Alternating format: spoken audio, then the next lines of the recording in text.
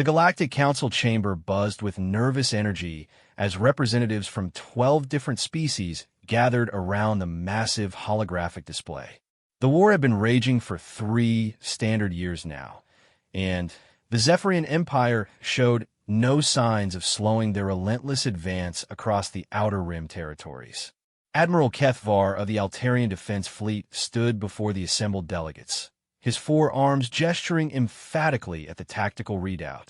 "The situation grows more desperate by the day," he announced, his translated voice carrying the weight of desperation. "We've lost 14 star systems in the past month alone. Their new plasma weaponry cuts through our shields like they're made of paper."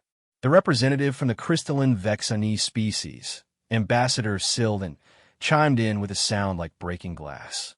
"Our computational models show a 97.3% probability of total defeat within 6 standard months if current trends continue."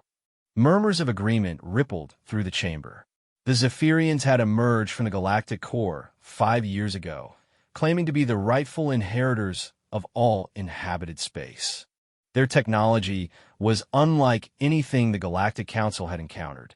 Ships that could phase through solid matter, weapons that turned living beings into crystallized statues, and, most terrifying of all, their ability to convert defeated species into mindless drones for their war machine.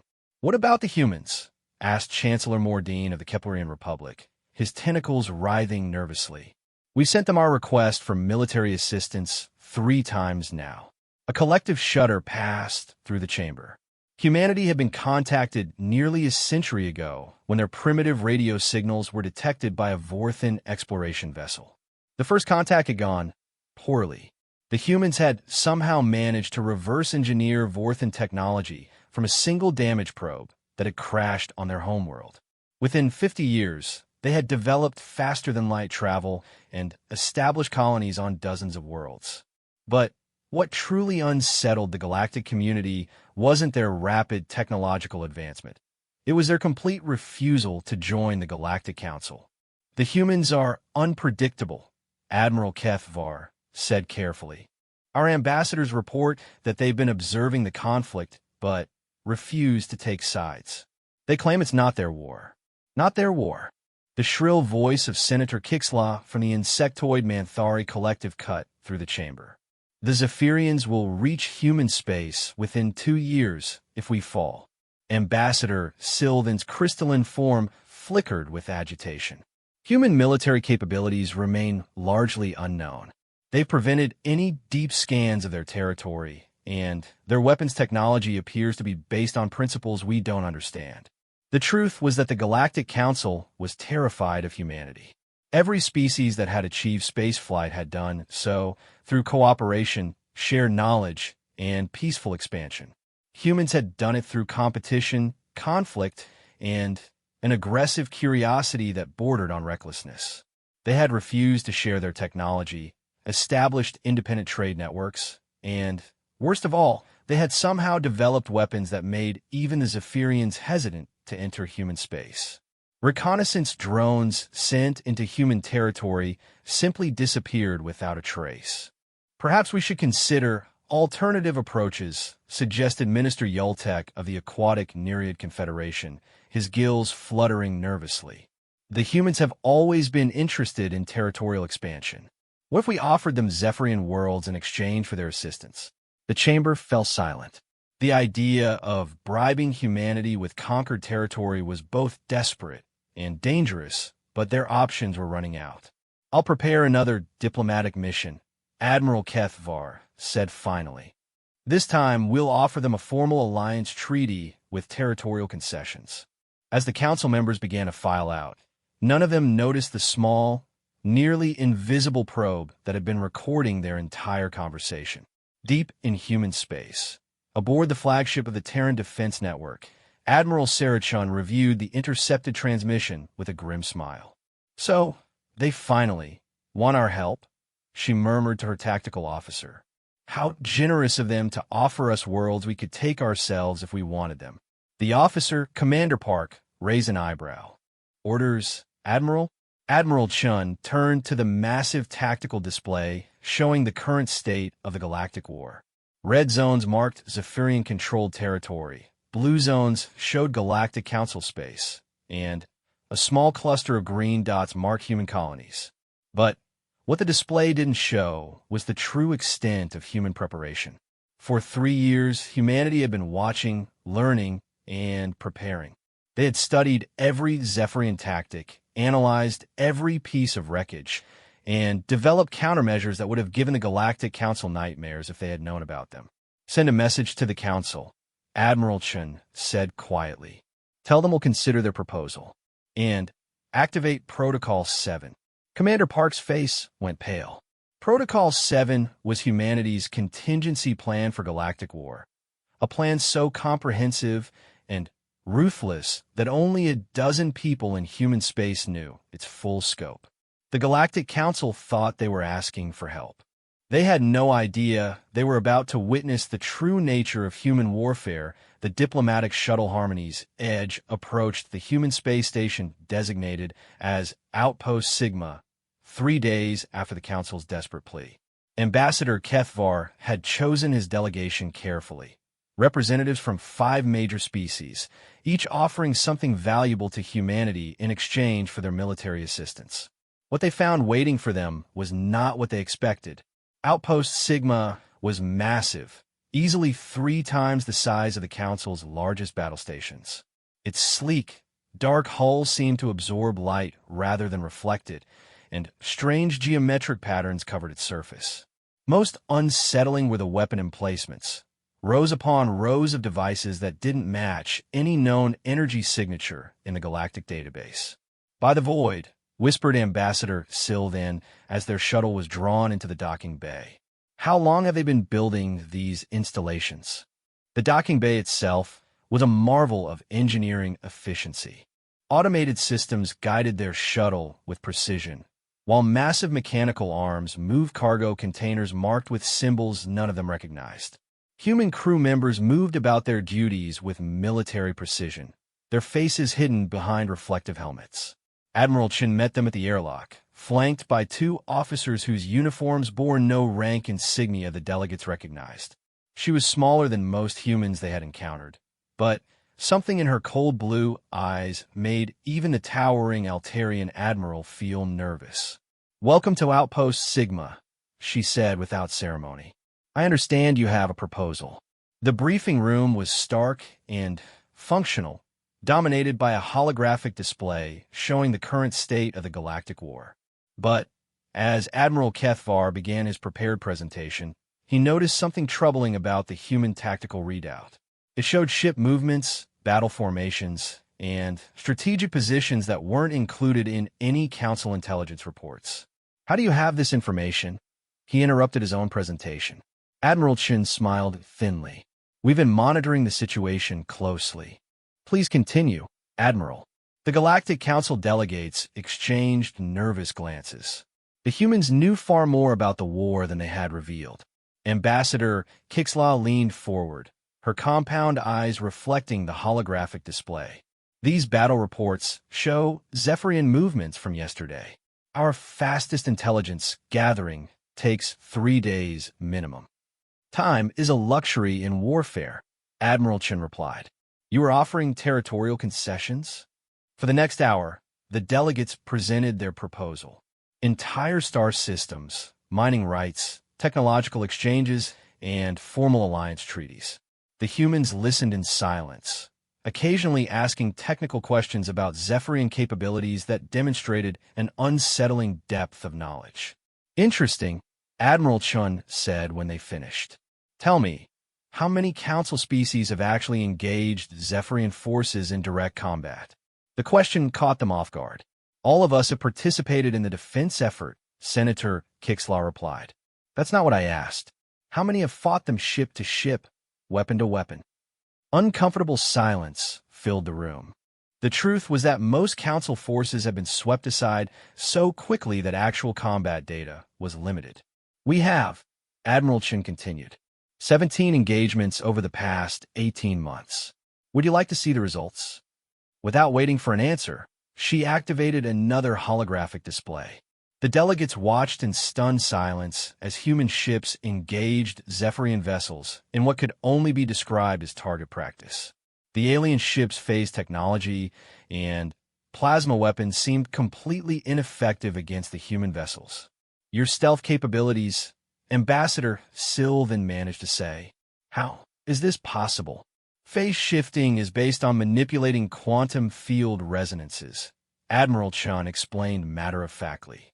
"Once you understand the underlying mathematics, developing countermeasures is simply an engineering problem." The casual way she dismissed technology that had baffled Council scientists for years sent chills through the delegation. Commander Park, who had remained silent throughout the meeting, stepped forward and whispered something in Admiral Chen's ear. "Gentlemen, ladies, and honored entities," Admiral Chen said, rising from her chair. "I'm afraid I must cut this meeting short. We've just received word that the Zephyrians have launched a major offensive against your homeworlds." The delegates erupted in alarm, frantically activating their communication devices. The reports that came through were devastating. Zephyrian battle groups had simultaneously struck at the heart of Council space, targeting the most heavily defended systems with unprecedented force. "The Altarian Prime system is under attack," Admiral Kethvar shouted into his communicator. "All defense grids are failing. Request immediate assistance." Similar cries of despair came from the other delegates as world after world reported overwhelming Zephyrian assaults. It was a coordinated strike designed to shatter the Council's remaining resistance in a single, crushing blow. Admiral Chun, Ambassador Kethvar, turned to the human officer with desperation in his 4 eyes. "Please, you must help us. Our entire civilization will be destroyed." Admiral Chun studied the tactical displays, showing the unfolding catastrophe. Millions of lives hung in the balance, and the proud Galactic Council was moments away from complete defeat. She turned to her aide. "Commander Park, signal the fleet. Implement Protocol 7 immediately. Ma'am, all assets. Everything. It's time to end this war." As Admiral Chen spoke, space around Outpost Sigma began to shimmer. Slowly, like predators emerging from camouflage, massive human warships began to decloak. Hundreds of them, each larger than anything the Council had ever built. But these ships were just the beginning. Throughout human space, automated systems activated ancient protocols. Deep space manufacturing facilities that had been disguised as mining operations revealed their true purpose. Hidden weapon platforms came online. Most terrifyingly of all, massive gates began opening in the void between stars. The delegates watched in awe and terror as humanity revealed the true scope of their military capability. This wasn't just a fleet, it was a war machine that had been preparing for galactic conflict since first contact. "What have you built?" whispered Ambassador Sylvan. Admiral Chen's smile was cold as starlight. Insurance / the first human fleet materialized above Altaria Prime just as the Zephyrian assault reached its peak. The planet's orbital defense platforms were burning wreckage, and the purple-skinned population below watched their skies fill with alien ships preparing for planetary bombardment. Admiral Kethvar, still aboard Outpost Sigma, watched the tactical display in disbelief as 17 human dreadnoughts simply appeared in the middle of the Zephyrian formation. No jump signatures, no warning, they were just suddenly there. "Impossible," he breathed. "No one can teleport ships that size through active combat zones." Admiral Chun didn't bother explaining that human teleportation was actually something far more advanced. Control manipulation of space-time that made the Zephyrians' phase technology look like a child's toy. Instead, she watched with professional interest as humanity demonstrated why they had refused to join the galactic community. The lead human dreadnought, Inevitable Consequence, opened fire first.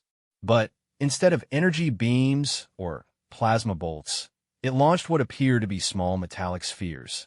The Zephyrian flagship's shields flared as they made contact, then simply vanished. The spheres passed through the hull like it wasn't there and detonated inside the ship itself. "Quantum tunneling warheads," Admiral Chun explained to the horrified delegates.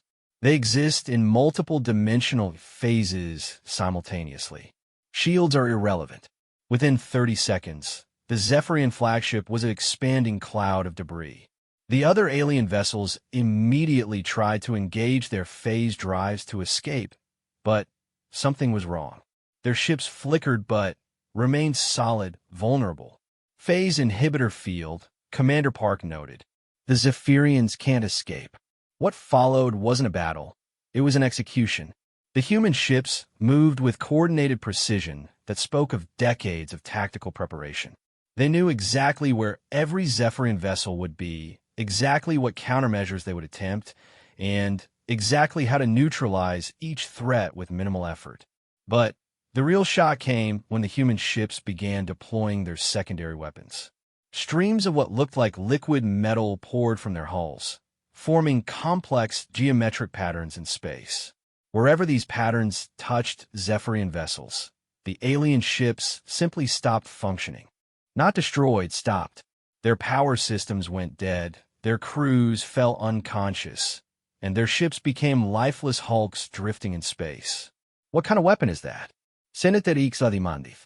Nanoscale disruptors, Admiral Chen replied. They interfere with the bioelectroprocesses that Zephyrian technology depends on.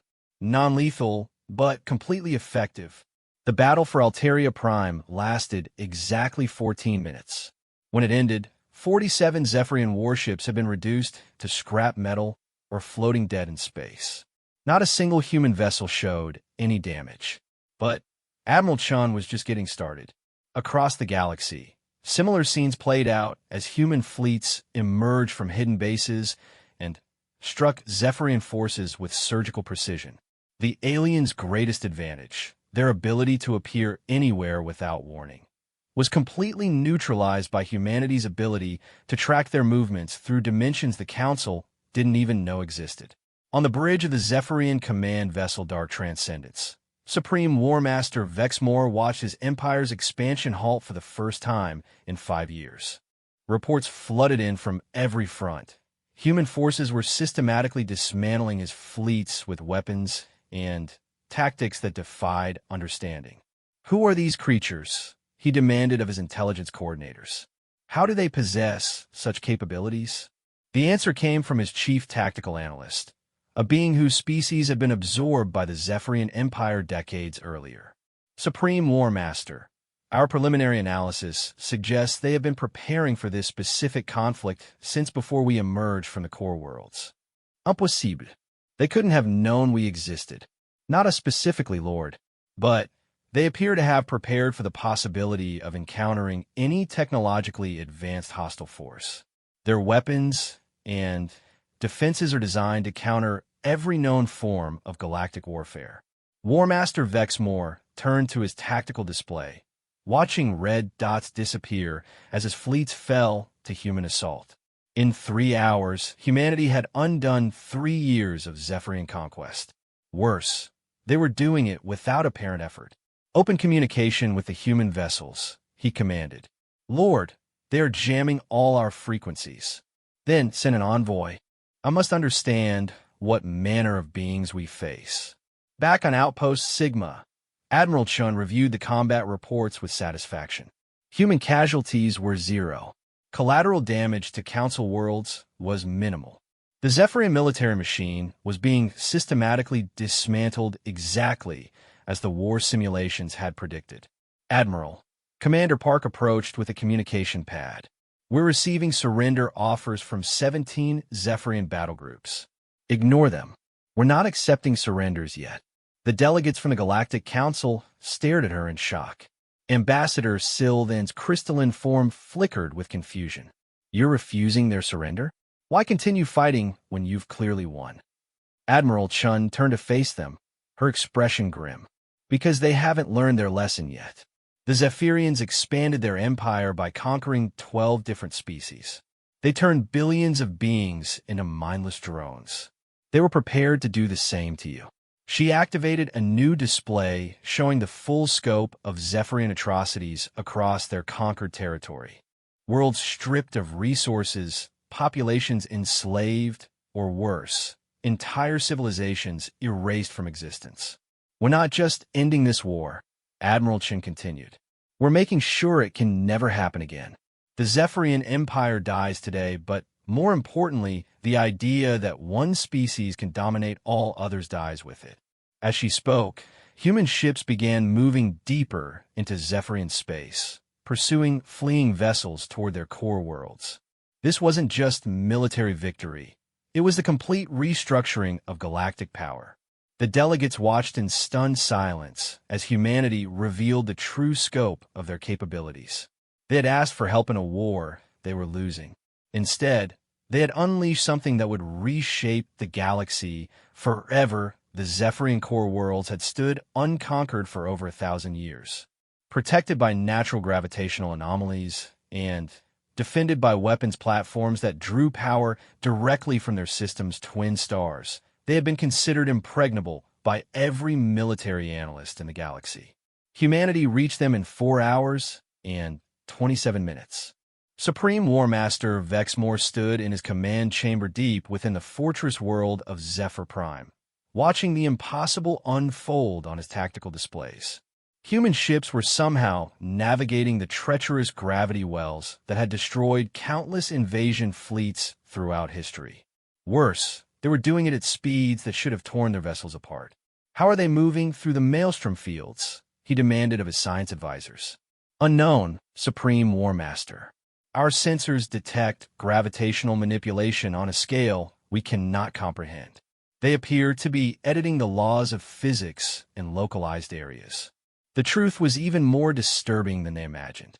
Human ships weren't fighting the gravitational anomalies, they were using them. Advanced gravitational lensing technology allowed them to slingshot between gravity wells at tremendous speeds while remaining completely stable. What the Zephyrians had thought was an impregnable natural defense had become a highway for human forces. Admiral Chun watched the assault unfold from the bridge of the inevitable consequence as it led the human fleet into the heart of enemy territory. Around her, her crew worked with calm efficiency, executing maneuvers that would have been impossible for any other species. "Zephyrian defensive platforms are powering up," reported her tactical officer. "Energy output equivalent to a small star. Activate the Heisenberg matrices," Admiral Chen ordered. The human fleet suddenly became translucent, their ships existing in a quantum state between dimensions. The Zephyrian weapons fired, unleashing energy beams that could have vaporized moons, but the attacks passed harmlessly through the ghostly human vessels. "Impossible," breathed War Master Vexmore as he watched his most powerful weapons fail completely. "They exist and do not exist simultaneously." His science advisor, trembling with fear, provided the only explanation he could manage. "They have weaponized uncertainty itself, Supreme War Master. They are fighting with the fundamental forces of reality." As the human fleet materialized around Zephyr Prime, Admiral Chen opened a communication channel to the planet below. Her image appeared on screens throughout the Zephyrian command complex. A small, unremarkable human female who had just rendered their greatest defenses useless. "Supreme War Master Vexmore," she said calmly. "I am Admiral Sarah Chun of the Terran Defense Network. Your empire is finished.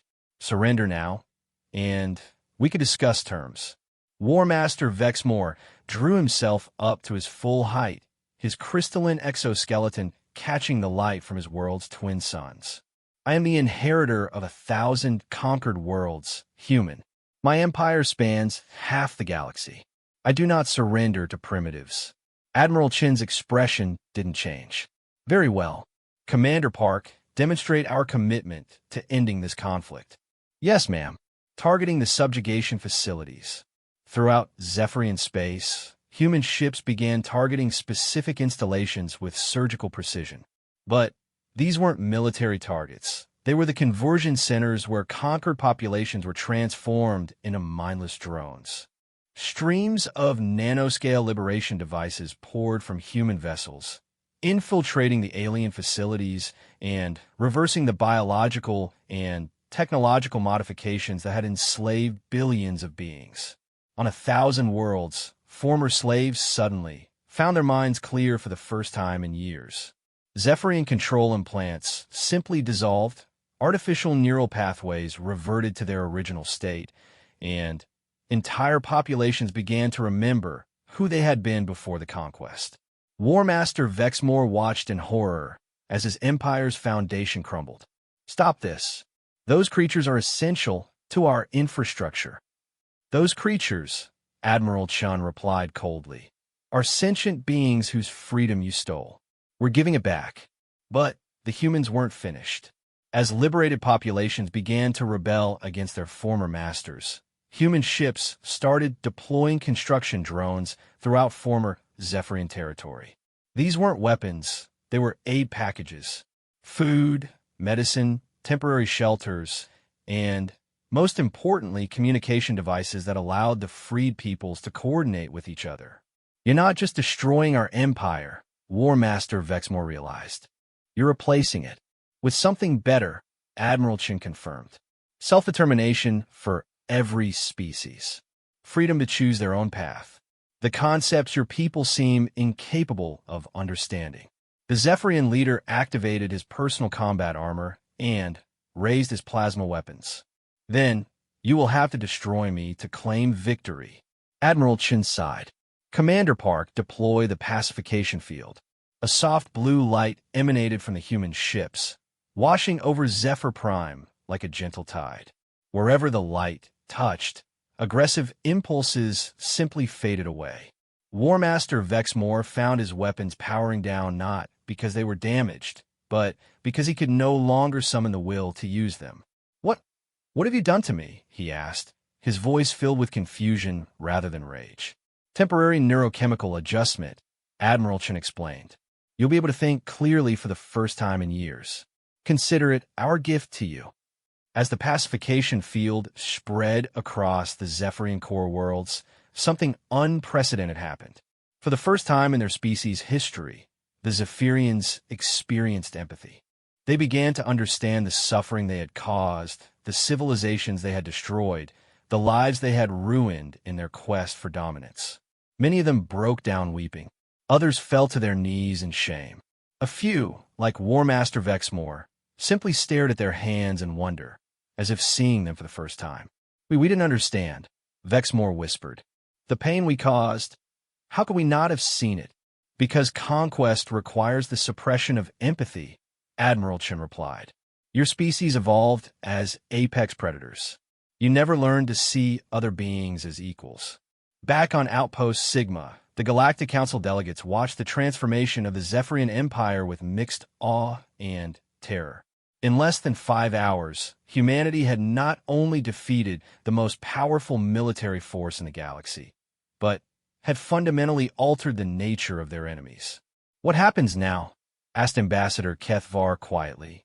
Admiral Chun studied the tactical displays showing former Zephyrian space, now filled with liberated worlds and repentant conquerors. Now we help them become better than what they were. And we make sure this kind of war never happens again. The galaxy would never be the same. Humanity had proven that they possessed not just overwhelming military might, but the wisdom to use it responsibly. The age of galactic empires was over. Something new was about to begin 6 months after the 5-hour war that reshaped the galaxy. The newly constructed Galactic Assembly convened on a neutral world of Haven Station, a massive human-built installation that orbited between 3 star systems. Representatives from 47 different species gathered in the Great Chamber, including many who had been enslaved under Zephyrian rule for decades. Admiral Sarah Chun, now bearing the title of Galactic Coordinator, stood before the assembled delegates. The transformation had been remarkable. Former enemies now worked together, liberated species contributed their unique knowledge and abilities, and for the first time in galactic history, true cooperation was replacing conquest. The restoration efforts are proceeding ahead of schedule, she reported to the assembly. The Altarian shipyards are back online and producing vessels for the new Galactic Defense Network. The Vexani computation centers have developed new algorithms for resource distribution. The Manthari agricultural worlds are feeding populations across 17 systems. Former War Master Vexmore, now bearing the title of Reconciliation Advocate, stood when recognized. The neurochemical adjustments had worn off months ago, but the empathy and understanding they had unlocked remained. He had become one of the most effective voices for peace in the galaxy. Coordinator Chun, he said, his voice heavy with emotion, "My people wish to formally apologize again for our crimes against the galactic community. We have identified 14,000 additional worlds that require reparation assistance." "Apologies are valuable, Advocate," Admiral Chen replied, "but actions matter more. Your people's work in dismantling the remaining control systems has saved millions of lives." It was true. The Zephyrians, in their guilt and newfound empathy, had become the most dedicated workers in the restoration effort. They understood their technology better than anyone and knew where every hidden facility, every buried control system, every remaining trace of their empire's infrastructure could be found. Ambassador Kethvar raised his forearms to address the assembly. "I must ask the question that troubles many of us. Coordinator Chun, your species possessed the capability to end this war from the beginning. Why did you wait? Why did you allow the suffering to continue for 3 years?" The chamber fell silent. It was the question everyone had wondered about, but few had dared to ask directly. Humanity could have intervened at any time and prevented countless deaths and suffering. Admiral Chun was quiet for a long moment before answering. "Because we needed to understand what we were dealing with. Not just the Zephyrians, all of you." She activated the great holographic display, showing the galaxy as it had existed before the war. "When we first encountered the galactic community, we discovered something troubling. Despite having the technology for interstellar travel and communication, most species had never moved beyond their own local regions. The Galactic Council represented only about 12% of inhabited space." The display shifted, showing vast regions of the galaxy marked in gray. "We found isolated species still fighting resource wars that had lasted for millennia. We found civilizations that had destroyed themselves with weapons far less advanced than what the Zephyrians possessed. We found worlds that had been strip-mined by their own inhabitants until they became uninhabitable." Senator Kixlaw clicked her mandibles nervously. "What does this have to do with your delay in joining our war?" "Everything," Admiral Chen replied. "We realized that galactic civilization wasn't actually civilized. It was a collection of species that had achieved technology without achieving wisdom. The Zephyrians were just the most obvious example of a galaxy-wide problem." She changed the display again, showing human space and the hidden preparation that had been taking place. "We spent those 3 years not just preparing for war, but preparing for what would come after. We developed technologies not just to defeat the Zephyrians, but to help every species become better than what they were." Commander Park, now bearing the title of Integration Specialist, stepped forward. "The pacification fields, the liberation nanites, the empathy enhancement systems, all of these required extensive research into the neurochemistry and psychology of dozens of species. We couldn't have developed them without years of careful study. You experimented on us," Ambassador Sill then accused, his crystalline form flickering with anger. "We observed you," Admiral Chen corrected. "Every diplomatic contact, every trade negotiation, every cultural exchange provided data about how different species thought and felt. We needed that understanding to help rather than simply conquer." The accusation hung in the air for a moment before former War Master Vexmore spoke again. "They are right to have studied us," he said quietly. "Left to our own devices, we would have destroyed everything. Perhaps not as quickly as my empire managed, but eventually. We were all making the same mistakes, just at different speeds." The truth of his words resonated through the chamber. The galactic community had been stagnating for centuries, trapped in old patterns of competition and conflict. It had taken an outside perspective, humanity's perspective, to see the larger problems and develop solutions. "So what happens now?" asked Chancellor Mordine of the reformed Keplerian Republic. Do humans rule the galaxy? Admiral Chun smiled for the first time during the session. Absolutely not. We have no interest in ruling anyone. Our role is to help each species reach their full potential and then get out of the way. She gestured to the assembled delegates. This assembly is sovereign. Humanity serves as coordinators and advisors, but the decisions about your worlds, your cultures, and your futures belong to you. And if we make mistakes, asked Ambassador Sylvan. Then you'll learn from them, Admiral Chen replied. That's how civilizations grow. But now you have the tools and knowledge to avoid the worst errors. And if something like the Zephyrian Empire ever rises again. She didn't need to finish the sentence. Everyone in the chamber had seen what human military technology could accomplish. As the assembly session concluded and delegates began to file out, former War Master Vexmore approached Admiral Chen privately. I must know, he said. Could you have stopped this sooner? Before we conquered so many worlds. Admiral Chen considered the question carefully. Yes, she admitted. We could have ended your empire within hours of first contact. Then, the blood of billions is on your hands as well as mine. Perhaps, she acknowledged. But if we had acted sooner, you would never have learned empathy. Your people would have remained apex predators forever. The galaxy would have eventually faced another empire, just like yours. She turned to face the viewing portal that showed space filled with ships from dozens of species working together. Sometimes the greatest kindness requires the hardest choices. We chose to let the galaxy learn its lessons the hard way. Then, we helped you become something better. Former War Master Vexmore followed her gaze to the bustling space lanes outside Haven Station. Ships that had been enemies months ago now traveled together as allies and friends. It was a future he never could have imagined during his years as a conqueror. I hope, he said quietly, that history judges us all wisely for the choices we made. History will judge us based on what we build from here, Admiral Chen replied. And that story is just beginning. Outside the station, human ships continued their patient patrol of galactic space, ready to defend the peace they had fought so briefly, but decisively to achieve. The galaxy was finally united not through conquest, but through understanding. The age of empires was over. The age of cooperation had begun. And humanity, the species that had once terrified the galactic community with their aggressive independence, had become its greatest protectors and teachers. They had joined the war not to conquer, but to heal. And in 5 short hours, they had given the galaxy something it had never truly possessed before. Hope for a better future. The Galactic Council chamber buzzed with nervous energy as representatives from 12 different species gathered around the massive holographic display.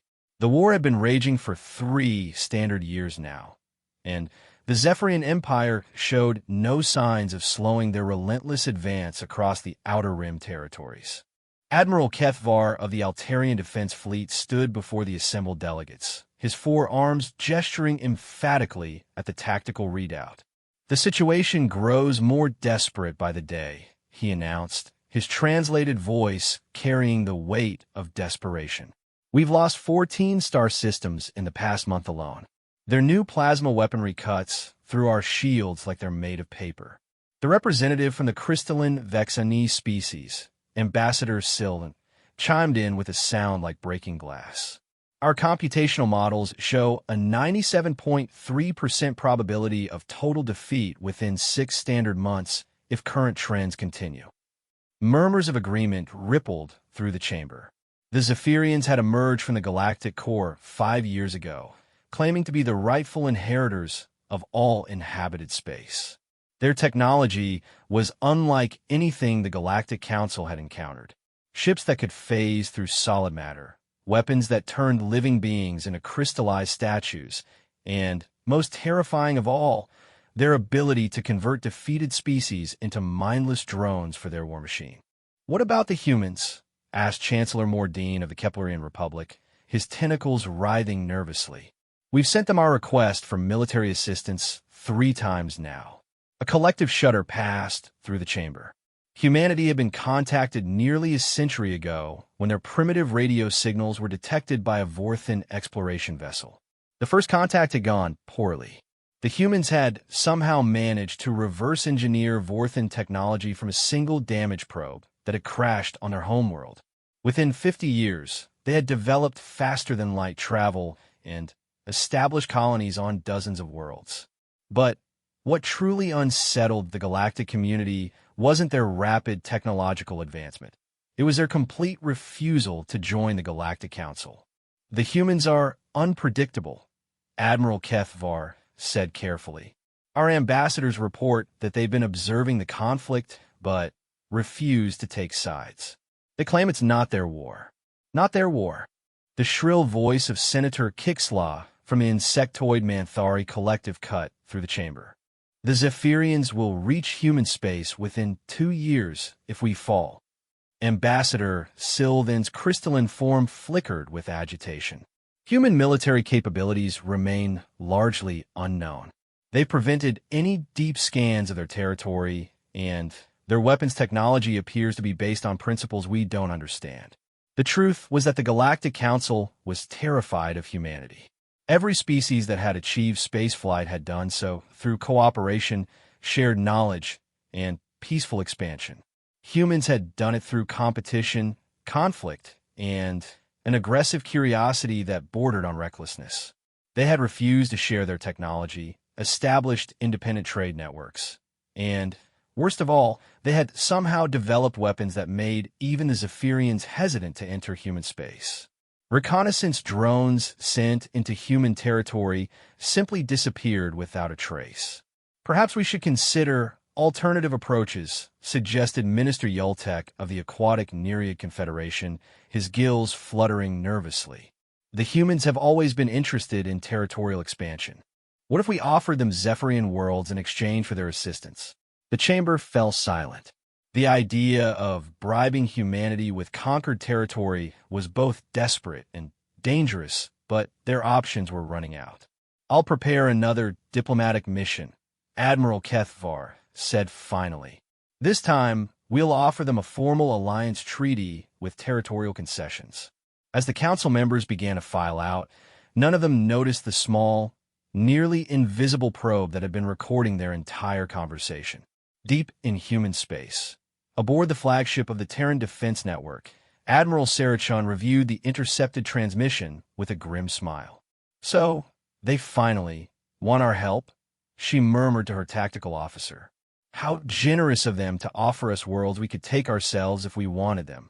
The officer, Commander Park, raised an eyebrow. "Orders, Admiral?" Admiral Chun turned to the massive tactical display showing the current state of the Galactic War. Red zones marked Zephyrian-controlled territory, blue zones showed Galactic Council space, and a small cluster of green dots marked human colonies. But what the display didn't show was the true extent of human preparation. For 3 years, humanity had been watching, learning, and preparing. They had studied every Zephyrian tactic, analyzed every piece of wreckage, and developed countermeasures that would have given the Galactic Council nightmares if they had known about them. "Send a message to the Council," Admiral Chun said quietly. "Tell them we'll consider their proposal. And activate Protocol 7.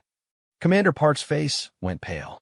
Protocol 7 was humanity's contingency plan for galactic war, a plan so comprehensive and ruthless that only a dozen people in human space knew its full scope. The Galactic Council thought they were asking for help. They had no idea they were about to witness the true nature of human warfare.